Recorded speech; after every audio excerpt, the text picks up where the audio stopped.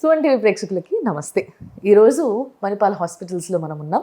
అది కూడా డాక్టర్ బత్తిని రాజేష్ గారు, ఆయన గ్యాస్ట్రోఎంట్రాలజిస్ట్. ఈయన పెట్టింది పేరుగా పోయం అనే ఒక ప్రొసీజర్కి ఆయన చూస్తారనమాట. అంటే ఈ ప్రొసీజర్లో ఈయనే తోప్ ఆంధ్రప్రదేశ్లో. ఈయనకు మించి అంత నంబర్ని సక్సెస్ఫుల్గా, అంటే ఎక్కువ పేషెంట్స్కి సక్సెస్ఫుల్గా ప్రొసీజర్ చేసిన వాళ్ళు ఆంధ్రప్రదేశ్లో లేరు అని సింపుల్గా చెప్పొచ్చు. ఎస్, ఆయన ముందే నేనున్నాను కాబట్టి ఆయనతోనే మాట్లాడదాం. అసలు ఏంటి పోయం నాకు తెలుసుకోవాలని ఉంది. సార్ నమస్తే. నమస్కారం. సార్, యాక్చువల్గా పోయం అనగానే నేను పోయం ఏంటి అని చాలా సేపు ఆలోచించా. అది ఇంకా మీరే చెప్తే బాగుంటుంది sir. So what is poem actually? Poem అనేది కైండ్ ఆఫ్ ఎండోస్కోపిక్ ప్రొసీజర్ అండి. ఓకే. అదేంటంటే అది అక్లేసియా కార్డియా అని ఒక అన్నవాహిక సమస్య ఉంటుంది అనమాట, ఫుడ్ పైప్ ఇష్యూ. ఈ ఫుడ్ పైప్ ఇష్యూలు ఏంటంటే ఆహారం తీసుకున్నప్పుడు అది ఫ్రీగా స్టమక్లోకి వెళ్దన్నమాట, పొట్టలోకి వెళ్దు. ఎందుకంటే ఈ కండరాలు, ఫుడ్ పైప్ యొక్క కండరాలు సరిగా పనిచేయకపోవటం వల్ల అది ఫుడ్ని ఆపేసిద్ది అనమాట. అన్నవాహికలోనే ఫుడ్ పైప్లోనే ఆపేసిద్ది. దానివల్ల patients will have difficulty while swallowing. తర్వాత ఆ అన్నవాహికలోనే ఫుడ్ ఉండిపోవటం వల్ల, వాటర్ ఉండిపోవటం వల్ల పైకి తంటూ ఉంటుంది, ముక్కులో ఉండి నోట్లో ఉండి నీరు వస్తూ ఉంటుంది, చెస్ట్ పెయిన్, వెయిట్ లాస్. అంటే నేనైతే ఇది చిన్నపిల్లల్లో చూసాను సార్, ఆల్రెడీ పెద్దవాళ్ళలో కూడా జరుగుతుంది సార్ ఇట్లా? ఇది ఎక్కువగా పెద్దవాళ్ళలో వస్తుందండి. అంటే ఆహారం అడ్డుపట్టడం అనేది చాలా కారణాలు ఉంటాయండి. అందులో ఒక కారణం ఇదన్నమాట, అక్లేసియా కార్డియా అనేది. సో ఇది around 4 to 6 people per 1 lakh population is our incidents అనమాట. దానివల్ల అందులో ఏంటంటే ఈ రకాల ట్రీట్మెంట్స్ ఉన్నాయి.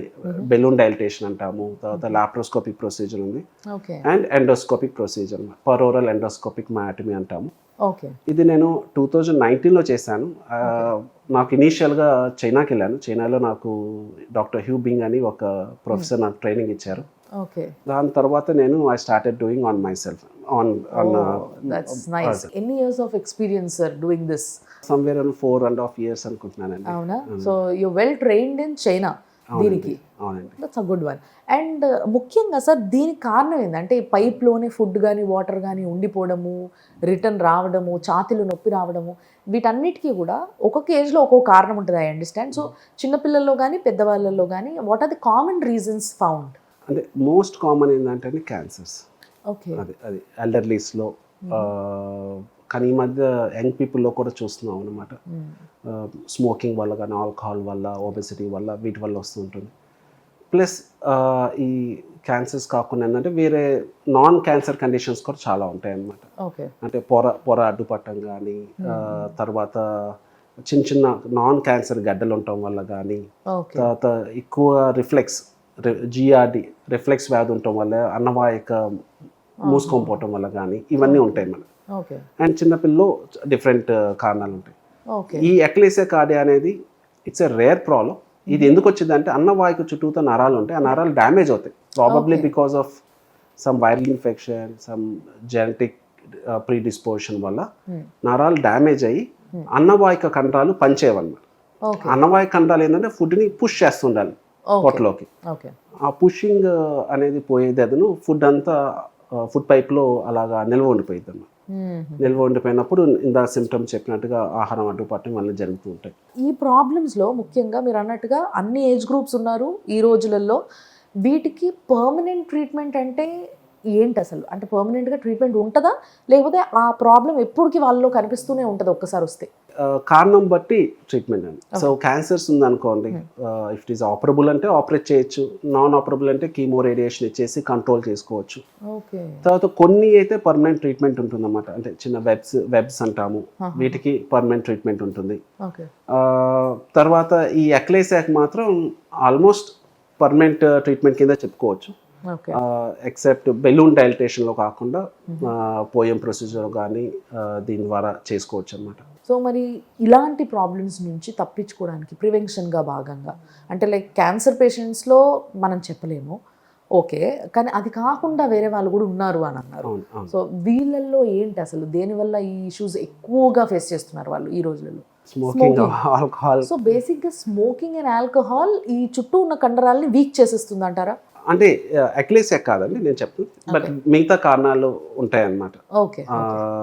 వీటి వల్ల, క్యాన్సర్స్ వల్ల కానీ, పెప్టిక్ స్ట్రిక్చర్స్ అంటాం అన్నమాట, వాటి వల్ల కానీ, ఇవన్నిటి వల్ల ఏంటంటే కొంత ఇఫ్ పేషెంట్స్ స్మోకింగ్ ఆల్కహాల్ అంటే ఆపేయటం చాలా బెటర్. అండ్ కొన్ని కండిషన్స్ వాళ్ళ కంట్రోల్లో ఉండదు అనమాట.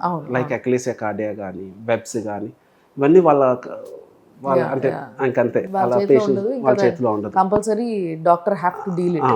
సో మరి మణిపాల్ హాస్పిటల్స్ లో ఇలాంటి పేషెంట్స్ కి ఎలాంటి ఫెసిలిటీస్ ఉన్నాయి సార్? అయితే ఎక్లేసియా కార్డియాకి అయితే మేము హైయెస్ట్ నెంబర్ ఇన్ ఆంధ్రప్రదేశ్ చేసాము. We have done around 160 POEM procedures with a good success rate.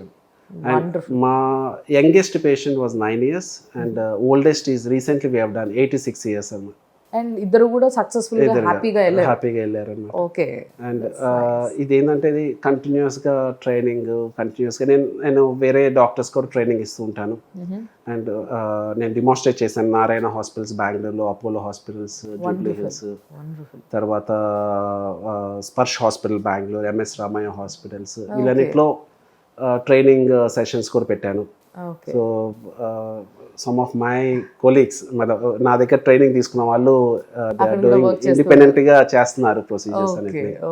So it's a matter of satisfaction అన్నమాట for me. Exactly that's so nice to meet you sir. నిజంగా అంటే somebody special in some procedures which are very useful and దాన్ని సక్సెస్ఫుల్గా చాలామంది పేషెంట్స్లో చేయడము, ఒక రాష్ట్రంలో ఒక హైయెస్ట్ పేషెంట్స్ని మీరు అట్లా బాధపడుతున్న వాళ్ళని క్యూర్ చేయడము, వాళ్ళకి ఒక రిలీఫ్ని ఇవ్వడము అనేది it's too good to know నిజంగా చెప్పాలంటే నాకు.